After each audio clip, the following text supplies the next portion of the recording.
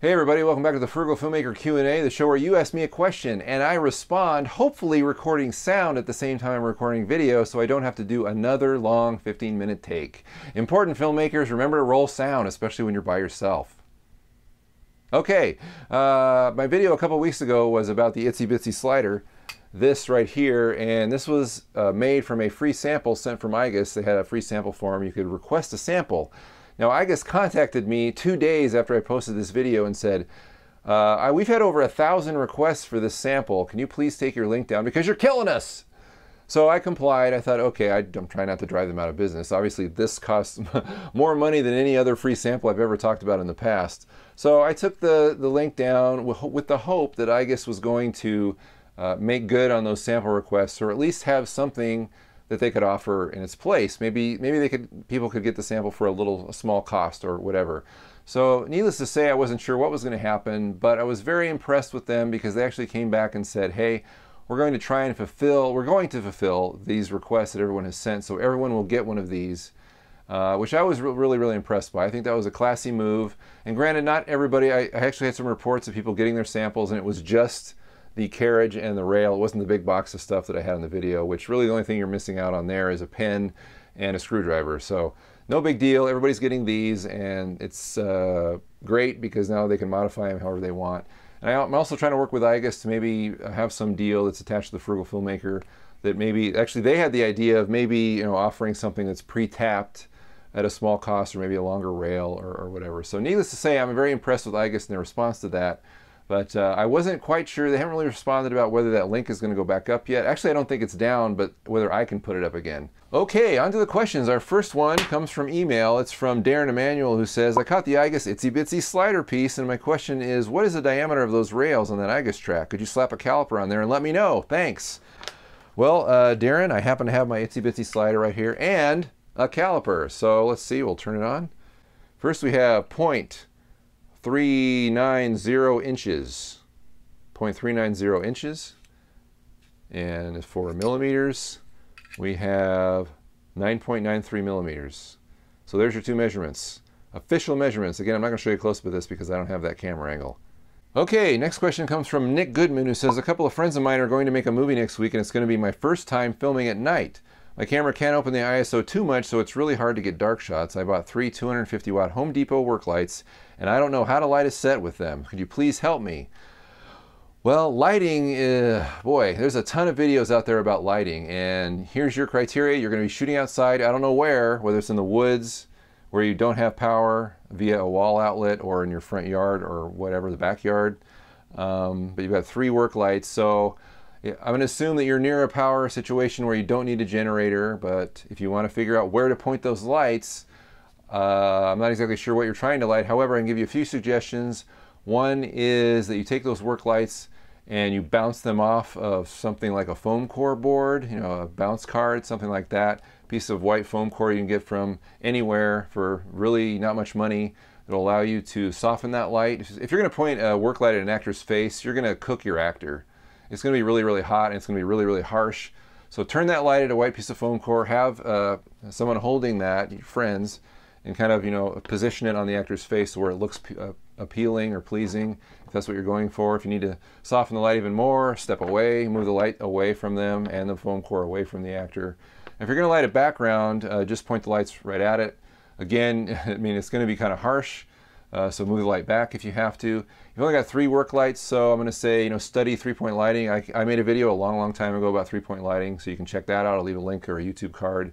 Another thing I would really highly recommend is that you take those lights out to the exact location you're going to be shooting at, and you experiment, and you practice, and you try different things, because the worst thing you can do is not do anything beforehand and just show up to your set cold and set up these lights and go, okay, let's see what works, and everybody's waiting around for you to get the right look that you're going for, and you could waste a lot of time doing that. A lot of people are obviously volunteering for your movie here, your friends, and you don't want to waste their time or the actor's time. So it's so important that you know what you're doing when you show up on set. Plus that'll impress people as a director. If you show up and you know exactly what you want and you've already got all the experimentation done, you can just bam, you're set up, you're ready to go. That'll impress them, and your reputation will be a lot better than if you show up and waste everyone's time. If anyone else has suggestions for Nick, please comment below. I'm sure we could all benefit from them. So good luck, Nick. Our next question comes from Stephen Douglas, who says, do you have a recommendation for a good quality replacement battery for the Sony NPF 970 other than the expensive Sony brand? I have tried to research this, but many brands are reviewed as having short lifespans or not holding a charge or being poorly built, etc. So this is a Sony FP 970 clone, and I use several of these. I'm using one right now to power this camera and my external monitor, and I love them. I think they're great. I don't know which one is the best clone battery. I mean, I've bought two from the same link, and I'll leave that link down below on eBay. They're about $21. They seem to work okay. I don't really have an exhaustive test or some kind of standardized test that I can use to figure out what gives me the longest battery life. So I'm not exactly sure how to answer your question. I can share that link with you. Maybe after I use these batteries on a shoot that I'm doing in a couple of weeks, I can let you know. But maybe I should just come up with a way to actually test these batteries so I can figure out exactly how much juice they're going to hold in any given situation. Okay, our next question comes from Whitney Mann, who says, I'm new to filming and have my first videography opportunity where I will be creating a micro documentary on a local pug dog show. My question is, do you have any tips for interviewing people on the fly at events? How is it best to approach potential interviewees and make them comfortable to get great sound bites? Well, you can follow the example of network television, which is when they interview people, even when they ambush them, the camera is separate from the interviewer.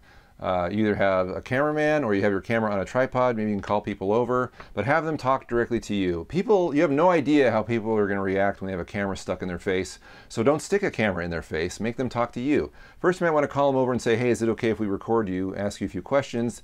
That way you'll get their permission. Make sure the camera's rolling when you do that, so you get their permission on camera, and then have them talk to you directly. Maybe warm them up a little bit, ask them how they're doing before you actually go hardcore into whatever questions you want to ask them. Kind of soften them up a little bit. I realize that's going to be a challenge because essentially you're ambushing them and they're not really ready to be interviewed per se, and if they don't have any TV experience or interview experience, they might completely seize up even if they're not talking directly into the lens. But make them talk to you and you'll get much better sound bites. You'll get a much more relaxed subject than you will if you carry the camera yourself and you just say, hey, can I ask you a few questions? Because that's intimidating and people are going to be looking into the camera and you, and they're going to be like a deer in the headlights. So that's my advice. If anybody else has any other comments, please leave them below. And good luck at the dog show. Okay, our next question comes from last week's Q&A from Fodder Mike, who says, why is your green screen green? Where's your window blinds or a shot of the ocean, a park, traveling scene, out a car, plane, train window? Last few episodes must be really tight on the budget if you can't even afford to fake a background.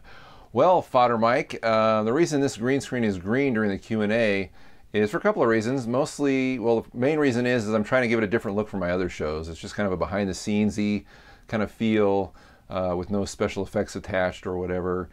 So I don't have my window blinds up. Normally on a show, I do have the window blinds. Sometimes I don't when I'm doing some kind of unusual camera angle and I don't really have anything that's going to fit in there to look right. I don't want whatever I put in this key to be a distraction also to me talking or whatever I'm talking about. So if I put the window blinds in here, I think it works just fine. But I don't want every show I make to look exactly the same. It was kind of nice when I did the Q&A in the other room in front of the DVD shelf because it definitely looked different. So I just try and mix it up with a little variety. I mean, now I just have this one set to work with, so I try and do whatever I can to make it look different. That's essentially it. I mean, I also crank the show out in a couple hours usually, 2 or 3 hours, so I don't have a lot of time to spend on it, so I can go to bed at a decent hour. That's another reason. So hopefully it's not too disappointing and you people out there aren't too upset with my weak production design for this specific show, but it is supposed to be a quickly produced show for the true fans of the Frugal Filmmaker who are interested in what I might have to say sometimes besides what I do on my regular show. So that's why. It's just sort of a really blue collar kind of feel with no special sauce added. Our final question comes from Words of Jed, who says, do you have any tips on connecting to screenwriters who are looking for someone to make their movies? I'm not a great writer, but I don't want that to stand between me and making films. This is a great question from Words of Jed. Where can I go to find unproduced scripts? You know, there are websites out there that will have scripts for you to produce, or at least for you to contact writers who have written, who can't produce them themselves for whatever reason. I really only know of one. Maybe other people can comment below if they know of others. This one I know about is Simply Scripts, simplyscripts.com. They have feature-length scripts and shorts and medium length and all kinds of stuff on that site. And if you click on the tab at the top of the screen that says Unproduced Scripts, you can then go to all the stuff that obviously hasn't been produced.